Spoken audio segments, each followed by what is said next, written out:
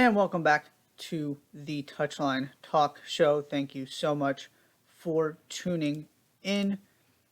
As I mentioned before at the very top of the show, once the Yates report came out, Sally Yates, who was ultimately the one responsible for that report, who was overseeing the investigation, had a press conference. I listened to that. Then Cindy Parlow-Cone, the U.S. Soccer president, had a press conference in response and talking about what the Federation planned to do moving forward. I was there for that as well, and then watched the E60. So I've kind of tried to get as much information, as many perspectives, as much insight as possible into all of this, and am honestly kind of glad I had a couple days to really sort of process this before I talk about all of it now. So here we go. The first thing I want to do is acknowledge two things. Number one, this investigation doesn't happen. This information doesn't come to light. All of this horrific behavior is not exposed without the bravery of the NWSL players and the willingness of journalists to do their job and actually bring this story to light. One of the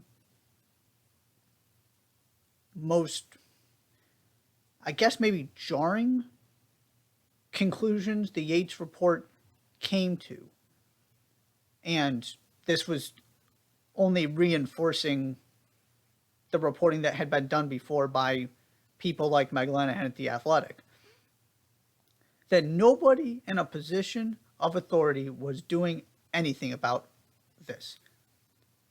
People knew, people chose not to respond or not to actually take this anywhere near as seriously as they should have.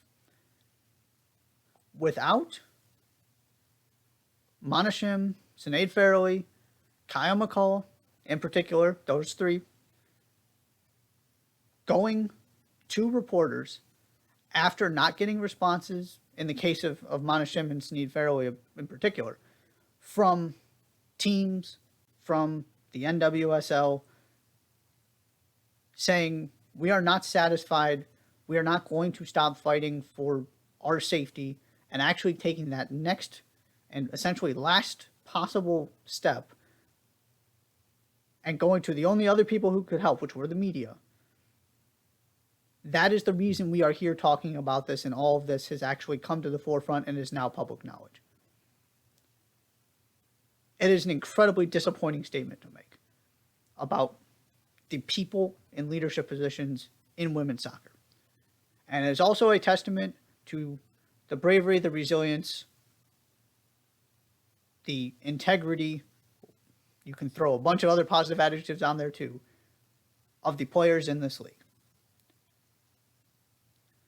Second, I want to go back to something I tweeted when the Athletic report came out, that I still am not convinced enough attention is being paid to one certain aspect of this. And this is not to take away from the bigger story, because of course the bigger story is the players who were actually mistreated by coaches.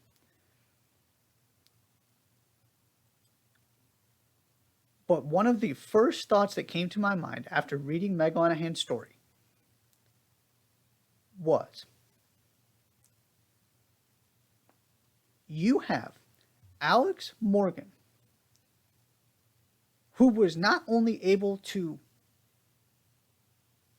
verify or confirm what Monishim and Sinead Farrelly are telling Meg Lanahan, what they are, and just generally what they are saying. Alex Morgan was not just able to verify that, yes, these conversations had happened, they're not making this up, they told me about this as it was occurring. She then took a central role in trying to bring this to light and trying to get somebody to do something about this. which is, first of all, a credit to Alex Morgan as a person. But second, it created a situation where you had a story where Alex Morgan is going on the record, being very public, saying, yes, my teammates told me that a coach, Paul Riley, who I would argue was overseeing the most dominant team, at least for a short, 2-year stretch, in U.S. professional sports, was mistreating players and doing all of these horrible things that have now come to light. To me, that is not a soccer story. The amount of credibility and I guess the word is, PR. Not that this is about the public perception of it. It's about bringing, holding people accountable and making this sport safer, of course. But the idea that you have Alex Morgan at the forefront of this, and in the E60 documentary, you got multiple other U.S. women's national team players talking about this stuff. It's so much bigger than just a soccer story. These are some of the most well-known athletes in this country who are coming and saying, yeah, we tried to stop this. We tried to tell people. And it's not just some coach. This is, as the E60 documentary did a terrific job of highlighting, one of the most powerful people in soccer in this country, somebody who was almost the manager of the U.S. women's national team until Alex Morgan stepped in and said, no, we're not doing that. And, like I said, who was overseeing one of the premier franchises from a performance and results standpoint across any sport in this country. This is way beyond soccer.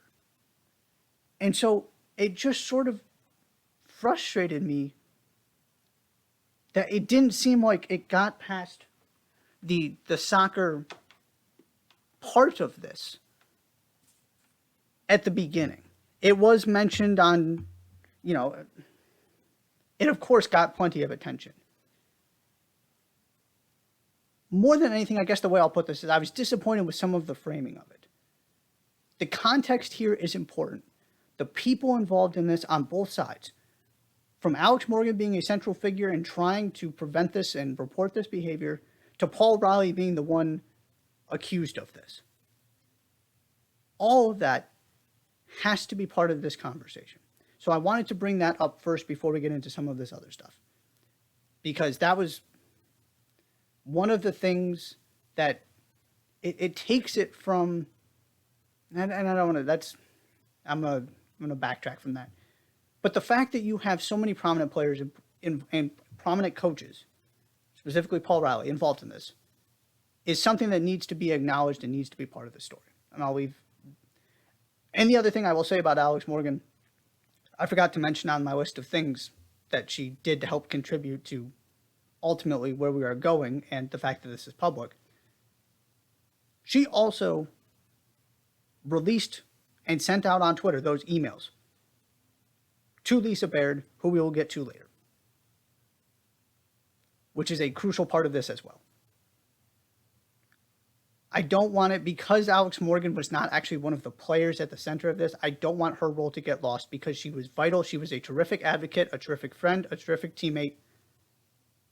And it has to mean something in this, that Alex Morgan was somebody who stepped up and was fighting for this and fighting for safety, all of these things that are incredibly important.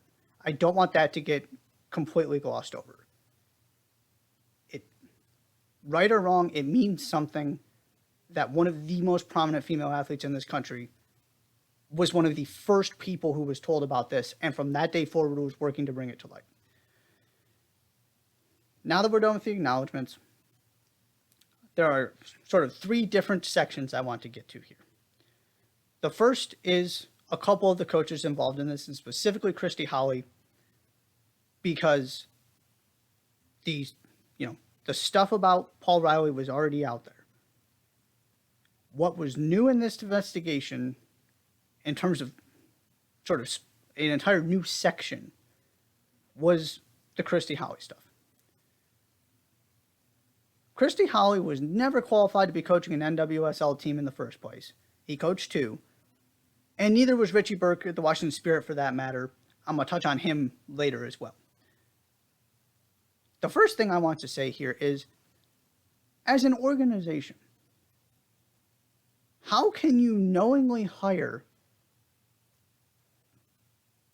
people who are unqualified for the position and sit there and say you care about this organization, you care about this team, you want this team to have success? Those two things are fundamentally opposed. Hiring somebody unqualified and wanting your team to be successful. They cannot both be. I mean, you could, in a world where things are functioning correctly, those two things can't go together. Which is a testament to how messed up all of this got. Second, how did Racing Louisville not follow up on any of the information they were given about Christy Howie? You read the Christy Howie section of the report, and it mentions things like at least one employee at Sky Blue, as they were sort of looking for references and trying to get background information on him, expressing concerns and that he made players feel uncomfortable. Also in the report is Vlatko Andonovski, U.S. Women's National Team coach, telling Racing Louisville there's probably a reason he was let go by Sky Blue, now New York, New Jersey, Gotham. You might want to look into that. And clearly Louisville just never did. And so it took another completely separate incident, or more inappropriate behavior in Louisville, that was finally reported to the team for Christy Howie to actually lose his job.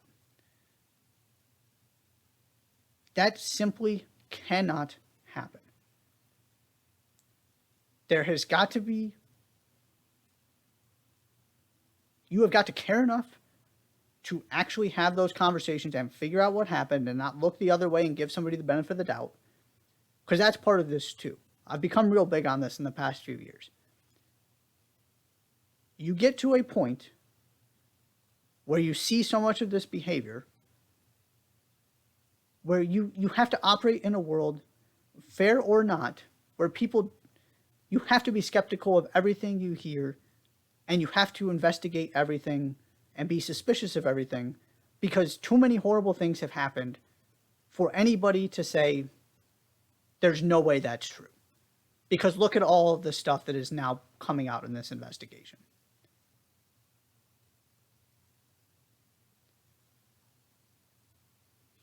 Next, on the accountability part of this. It's one of my core values in life. And quite frankly, I was appalled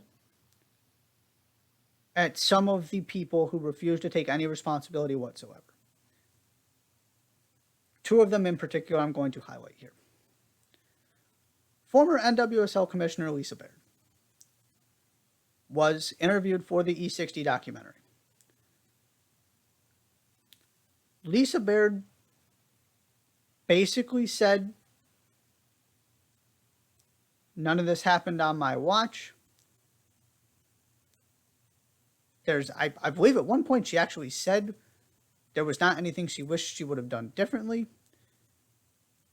And when asked about the phrasing of her resignation and this idea of, apologizing for all the people that were hurt, or whatever the phrase was, she essentially said, yeah, in a position of leadership, I should take some responsibility for what happened. And I believe the question Lisa Salters asked her, well, what specifically are you apologizing for? And she gave no specifics whatsoever.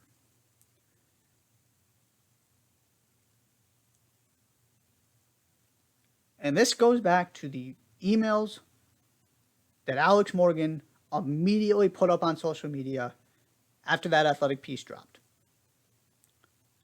And they were also in ESPN's E60 documentary, showing that Mana Shim and Sinead Farrelly and Alex Morgan had contacted and emailed Lisa Baird telling her what happened. And there was zero acknowledgement of that fact by Lisa Baird in the couple minutes she was in the E60 documentary.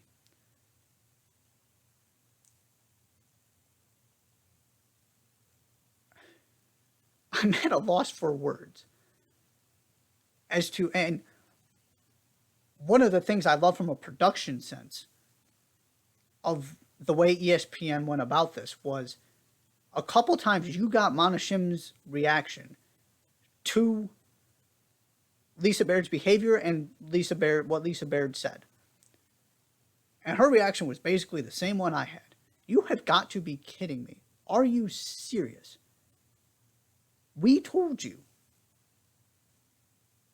And the emails are out there publicly available for everybody to see. And Lisa Baird still basically is not acknowledging that. And then the other very jarring sort of minor detail that I want to highlight here for a second in the E60 documentary is Richie Burke. As I mentioned with Christy Howie, Richie Burke was not qualified for that position. Richie Burke got that position because he knew the right people.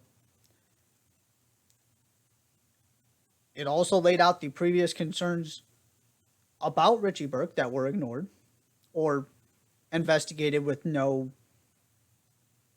action taken, no concerns communicated based on that investigation, which then leads you to question what kind of investigation that actually was. And while we're on that topic, I think Lisa Baird, if I remember correctly, in her response, said that the investigation was closed. And Mana Shim goes, she never contacted me. What do you mean the investigation's closed? What kind of investigation is it if you don't talk to the person who's telling you about the stuff that happened? And she's absolutely right. Want to throw that out there too. So this gets into the other part of this that was not necessarily the Yates report, but I want to talk about from the E60 and sort of this overall culture standpoint, which is the Washington Post story about Richie Burke and Kyle McCullough, who was the player who really brought some of this stuff to light. Former Washington Spirit player. And one of the things that was explained in there is Kyle McCullough lays out some examples of what seem, at least to me, to be clear microaggressions. And this is brought up to Richie Burke and suggested to him. He does some research on what that means. And there was a point in the documentary where Richie Burke said something to the effect of, if coaches get fired for yelling at players, that is the definition of cancel culture.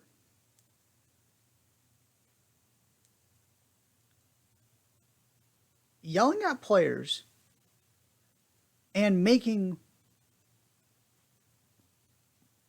racially insensitive remarks and other kinds of disrespectful remarks that there are many reports and people saying Richie Burke did those things are not the same thing. This is not about tough coaching. This is about understanding where the line is and not crossing it. And not, degrading and dehumanizing players. And so the inability to listen, because he clearly didn't get that message and was not willing to actually consider the possibility that the way he was saying things was coming across in a very, very harmful way.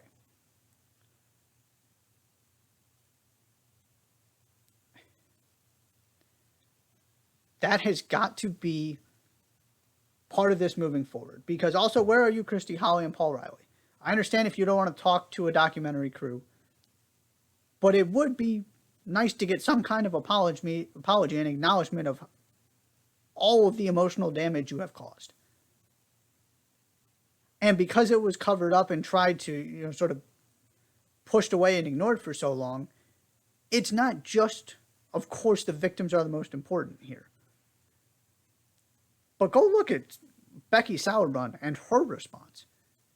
This is the entire league was emotionally damaged, and rightfully so, because of your behavior.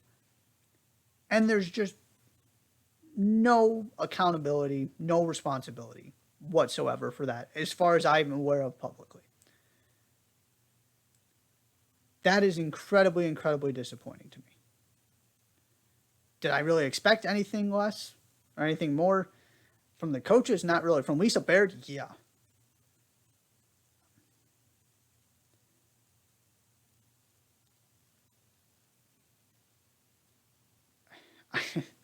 That one really just left me speechless. I could not believe what I was hearing.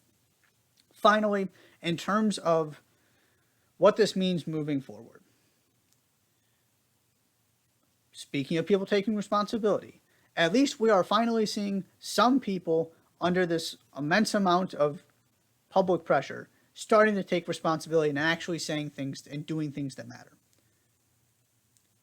You've seen the personnel changes with the Portland Thorns and Merritt Paulson removing himself from Thorns-related decision-making. There was also the statement from Racing Louisville that, to their credit, said something like, Christy Howie should have never been hired. It wasn't just your normal platitudes and we're sorry for the people we impacted and we have to do better. There was real, at least in a couple of spots, real language, stuff that mattered, that wasn't just trying to gloss over things. There were acknowledgments of mistakes that were made, and specific ones, not just, I'm sorry. So I appreciated that as well. And so the situation the NWSL now finds itself in is very similar to the one the NBA did with Donald Sterling and now Robert Sarver. Ultimately, there's only so much that whether you individually or you collectively think about whether the owners should stay in place or not that is going to impact anything. Because ultimately, Commissioner Jessica Berman answers to the owners and the owners answer to the owners. There is no unilateral way to just kick people out of sports leagues when they own franchises. That's why Donald Sterling ended up in a court battle. Now, what happened with Robert Sarver that you could potentially see happen here and would be the argument in terms of continuing to apply this public pressure is you might get to a point where the owner just decides enough is enough, I'm going to sell this team. But nobody can make the owners sell those teams. So U.S. Soccer, NWSL can do everything in their power to try and steer things in that direction. But ultimately, it's going to be down to the individual owners to decide what is going to happen moving forward. And it is very fair to wonder whether those people should stay in place because of everything that's happened under their watch. So I'm not going to get into a big conversation about that because for the most part, that's an owner by owner individual decision. That they're just, to me, I don't see that much use in having a large conversation about that. It's an important conversation sort of generally to ask those questions, to hold those people accountable, certainly. But there are other things I would rather get to here in this context. If the Merritt Paulsons of the world are going to continue to own these teams, one of the things I would like to see is a specific list of tangible steps they're going to take to make sure this doesn't happen again and to make sure they go above and beyond to support their players and make sure their players are safe. And this was one of the things that was really highlighted by U.S. Soccer President Cindy Parlow-Cone in her press conference and the U.S. Soccer statement, the Federation statement. There is already a specific list of things, including, committees, and Danielle Slayton's heading. I haven't dug too deep into this, to be honest, but Danielle Slayton is heading up an effort to reevaluate all kinds of different things. And a lot of the questions that were directed towards Cindy Parlow-Cone, a lot of her answers were, that's something the committee is going to look into. I know I just keep saying the committee, but really, Danielle Slayton and her team are going to play a key role in that. And that's the U.S. Soccer Federation, who are certainly involved in this, but aren't the main player. Merritt Paulson, what are you going to do outside of just cutting ties with some other people who were complicit in this to help save face a little bit? What are you going to do to give anybody any belief that this has actually changed the way you own this team, that it actually changes the way you approach this, that you actually regret what happened? Because words are simply not enough at this point. Again, going back to the benefit of the doubt thing. The other part of this, I've talked about a little bit, but the transparency is vital, and the communication between the league and the teams and to the general public. It has got to be clear why coaches are let go. First, to prevent situations like Paul Riley and Christy Howie immediately getting other jobs in the NWSL after being let go for, I will say, concerns about misconduct as a blanket statement. Right? Portland moved on from Paul Riley. He ends up in Western New York, and then when that team moves to North Carolina, and all of a sudden he builds this juggernaut. Christy Howie goes from Sky Blue to Racing Louisville. It has got to be public knowledge why those decisions were made. You can't hide behind it. You can't put out these generic press releases that don't actually explain why and yes, the privacy is part of this. Not saying everybody is entitled to every single detail. But if it is a misconduct issue, that needs to be public knowledge. You don't need to explain exactly what happened, but that other team needs to know what that concern is, so at the very least, they can address it and investigate it and come to their own conclusions and their own thought process about whether they want to hire that person or not. Right? The Alex Morgans, the Mona Shims of the world were sitting there wondering how in the world Paul Riley just got another job. Like, none of the stuff that they told the Thorns organization mattered. And that's exactly the message that was sent by disregarding everything they were saying had happened, and there being no communication within the league to then get that information to other people in positions to hire. And the other reason I want to throw out there why this is important, and I talked about a little bit about this with Chris Ward, and then that situation took another turn. But also part of this for me is making it clear for coaches who aren't caught up in the kind of horrifying behavior that the Paul Rileys and Christy Howies of the world were participating in. Because there has to be a general line of defense where, again, benefit of the doubt. You can't just start giving coaches benefit of the doubt, whether it's fair or not. You have to be skeptical about everything and investigate everything and empower players. So one way to help coaches is to clarify, again, why they're being let go. And I was going to get into this with Chris Ward, and then things didn't develop as I expected. But, right, a disagreement at practice